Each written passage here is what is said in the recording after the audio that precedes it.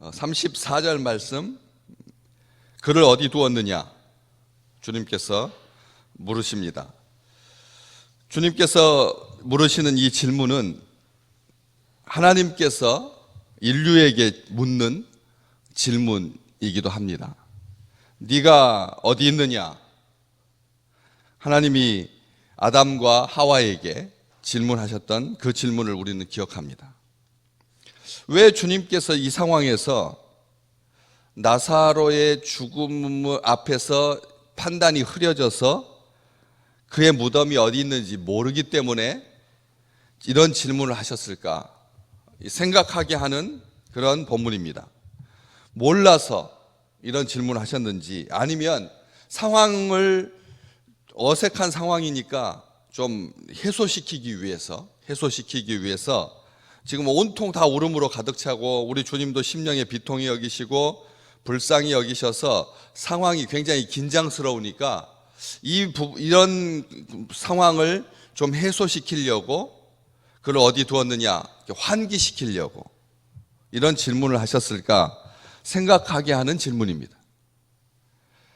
그래서 주님께서 이 질문을 통해서 사람들한테 원하시는 게 뭔가, 육신을 입었으니까 우리 주님께서 진짜 나사로가 어디 묻혔는지 모르는 걸까?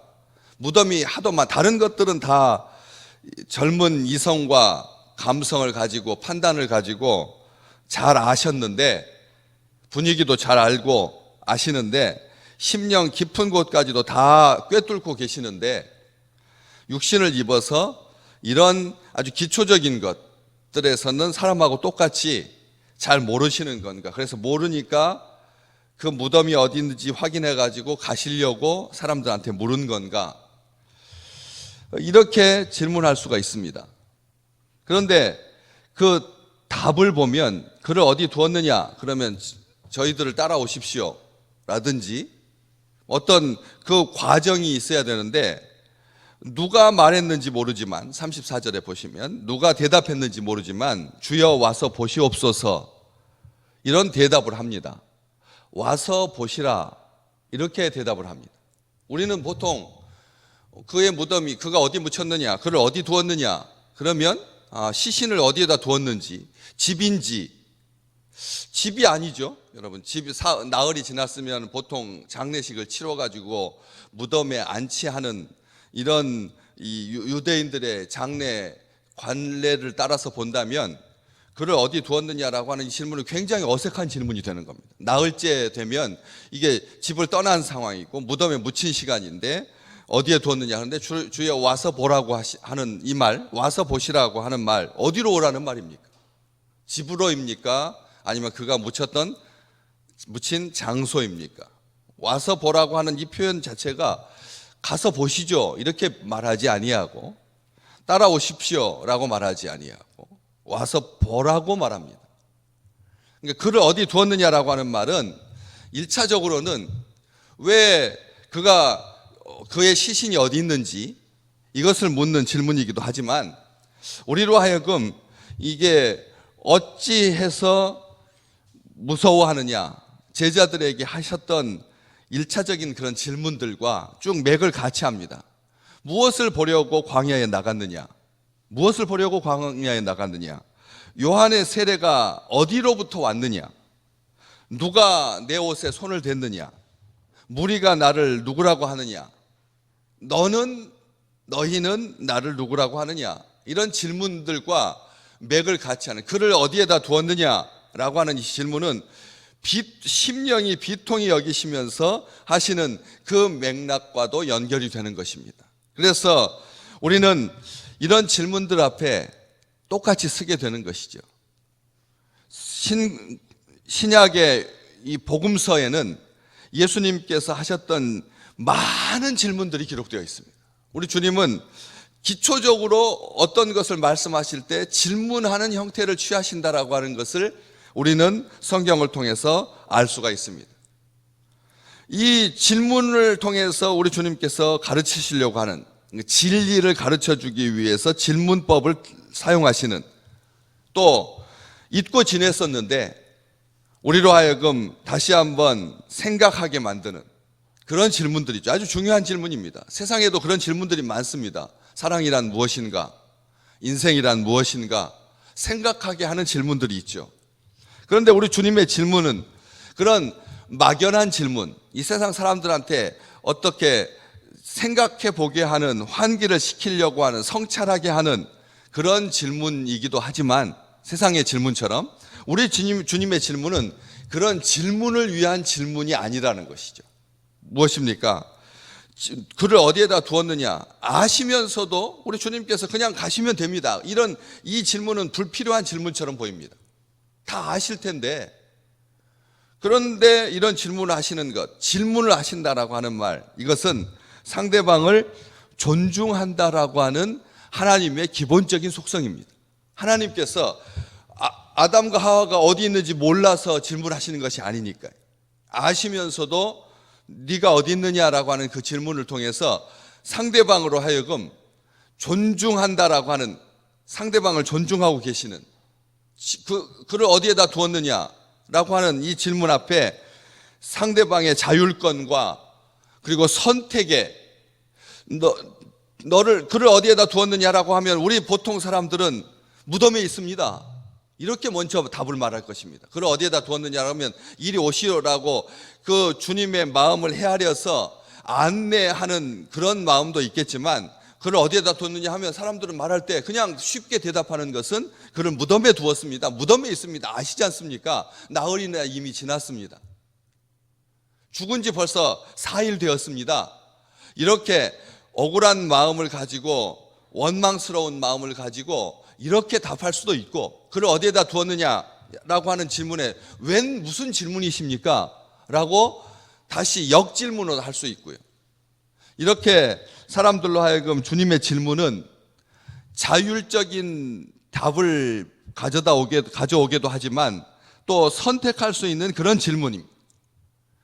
교감하고 공감하고 소통하려고 하시는, 우리로 하여금 인생을 깨워서 자기를 살필 수 있게 하는 질문들인 것이죠.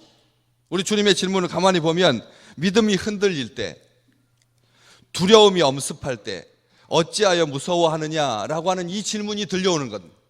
우리 인생이 자기 정체성이 흔들리고 있을 때, 소망과 사랑 가운데 행하기보다는 은혜를 잊고 살기에 급급할 때, 같은 실수를 반복할 때, 자신이 하찮게 느껴질 때, 무엇인가 빠진 듯하고 감동이나 감격보다는, 감사보다는 먼저 나오는 것이 불평하는 마음이 많고 원망하는 마음이 생길 때, 또 삶에 무감각해질 때, 세상의 마음을 빼앗길 때, 우리는 이런 질문들을 주님으로부터 듣게 되는 것이죠. 주님의 질문이 중요하다는 것입니다.